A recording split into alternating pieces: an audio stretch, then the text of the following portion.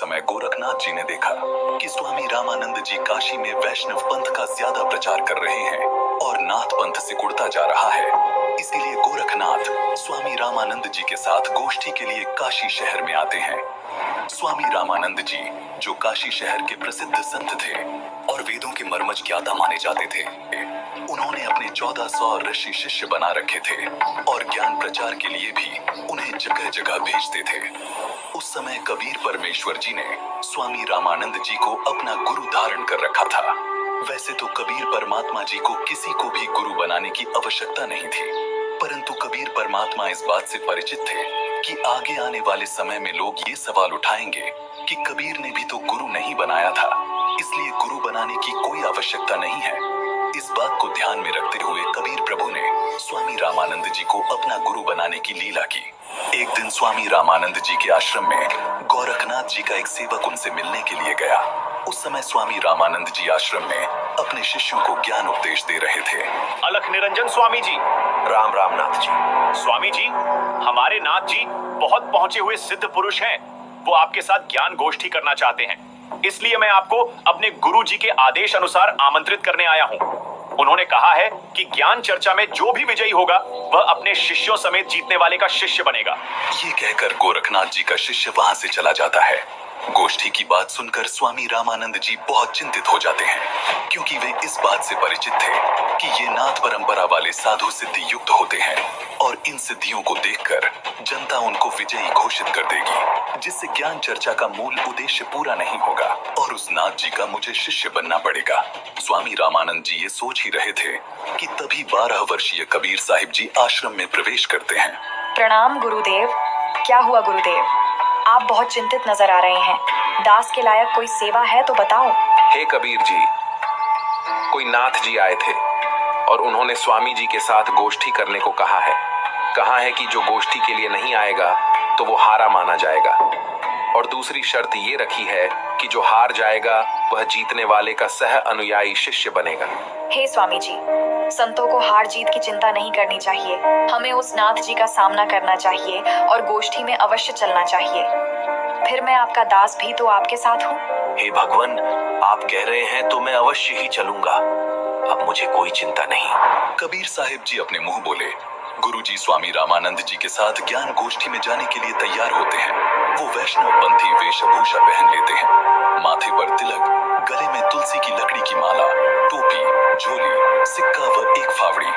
स्वामी जी व कबीर जी कुछ अन्य शिष्यों के साथ निश्चित समय और स्थान पर गोरखनाथ जी से गोष्ठी करने पहुंच जाते हैं।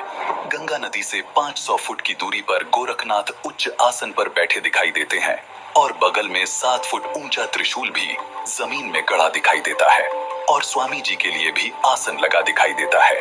आ गए रामानंद जी। मुझे लगा था आप नहीं आएंगे, लेकिन अब आ ही गए हैं तो गोष्ठी शुरू करते हैं। स्वामी जी आसन पर बैठ जाते हैं और एक सुयोग्य शिष्य की तरह कबीर साहिब जी अपने गुरु के आसन के पास जमीन पर बैठ जाते हैं। हे नाथ जी, आप पहले मेरे साथ गोष्ठी कीजिए। अगर मुझे ज्ञान चर्चा में हरा दिया तो ही मेरे गुरु जी से बात करना। अरे तू है कौन?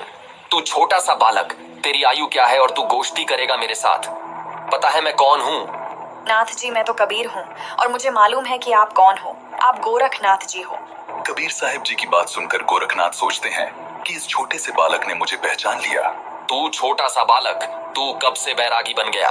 नाथ जी, जब से भय वैरागी, मेरी आदि अंत सुधि लागी। धूंधूकार आदि का मेला, नहीं गुरु नहीं था चेला। जब का तो हम योग उपासा, तब का फिरूं अकेला। धरती नहीं जद की टोपी दीना, ब्रह्मा नहीं जद का टीका। शिव शंकर से योगी न थे, जद का झोली शिका। द्वापर को हम करी फावड़ी, त्रेता को हम दंडा। सतयुग मेरी फिरी दुहाई, कलयुग फिरौनो खंडा। गुरु के वचन साधु की संगत, अजर अमर घर पाया। कहे कबीर सुनो हो गोरख, मैं सबको तत्व लखाया। हे गोरखनाथ जी, जब कोई सृष्टि नहीं थी तब मैं अनामी लोक में था। जब मैं अकेला रहता था तब पृथ्वी भी नहीं थी। तब से मेरी टोपी जानो। जब ब्रह्मा, आप और आपके गुरु मचंद्रनाथ आदि सब प्राणियों के शरीर बनाने वाला पैदा भी नहीं हुआ था, तब से मैंने टीका लगा रखा है। अर्थात मैं तब से सत्पुरुष रूप में ही हूँ। सतयुग, त्रेतायुग, द्वापर तथा कलयुग, ये चारों युग तो मेरे सामने असंख्य बार खत्म हो चुके। हमने सतगुरु वचन में रहकर अजर अमर घर सतलोक को पाया। हे नाथ जी, पूर्ण गुरु से उपदेश लेकर आजीवन गुरु वचन में चलते हुए पूर्ण परमात्मा का ध्यान सुमिरन करके इस अजर अमर सतलोक में जाकर जन्म मरण रूपी अति दुखमय संकट से बच सकते हो। अरे कबीर, तू छोटा सा बालक और ज्ञान देता है गोरखनाथ को। तेरी आयु क्या है? सबसे बड़ा मूर्ख वो है जो मेरी आयु पूछता है, और आप मुझे बालक बता रहे हैं। जो बूझे सोई बावरा, क्या है उम्र हमारी? असंख्य युग प्रलय गई, तब का ब्रह्मचारी, कोटि निरंजन हो गए परलोक सिधारी। हम तो सदा महबूब हैं, स्वयं ब्रह्मचारी। अरबों तो ब्रह्मा गए, 49 कोटि कन्हैया। 7 कोटि शंभू गए, मोरी एक नहीं पलैया। कोटि नारद हो गए, मोहम्मद से जारी। देवतन की गिनती नहीं है, क्या सृष्टि विचारी। नहीं बूढ़ा नहीं बालक, ना ही कोई भाट भिखारी। कहें कबीर सुन हो गोरख, यह है उम्र हमारी।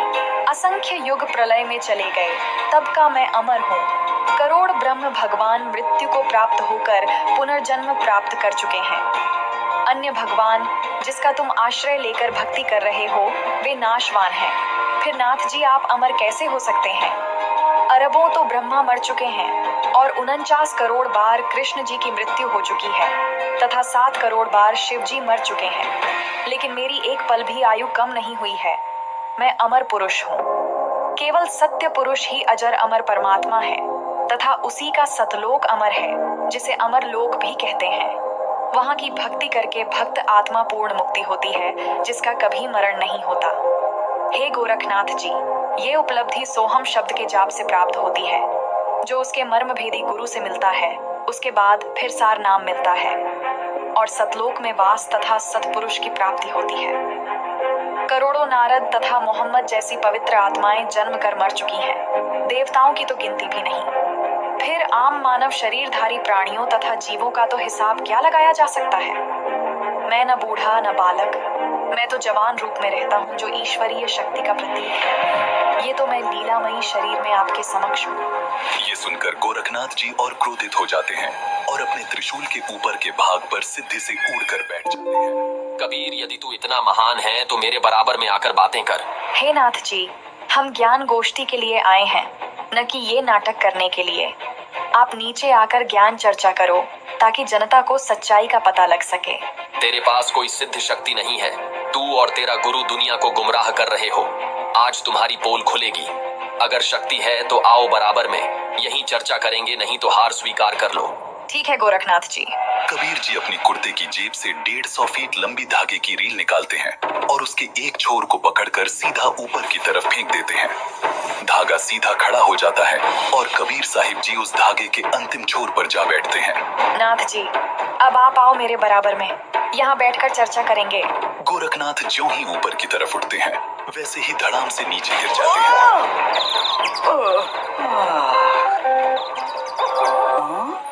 हे कबीर जी, कृपया नीचे आ जाइए और अपने दास पर दया करके अपना परिचय दीजिए।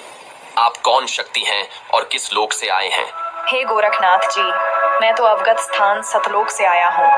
मैं तो स्वयं शक्ति से बालक रूप बनाकर काशी में एक लहर तारा तालाब में कमल के फूल पर प्रकट हुआ, जहाँ से नीरू नीमा नामक जुलाहा दंपति मुझे अपने घर ले आए। मेरे कोई माता पिता नहीं है, न ही मेरी कोई पत्नी है, और जो उस परमात्मा का वास्तविक नाम है वही कबीर नाम मेरा है।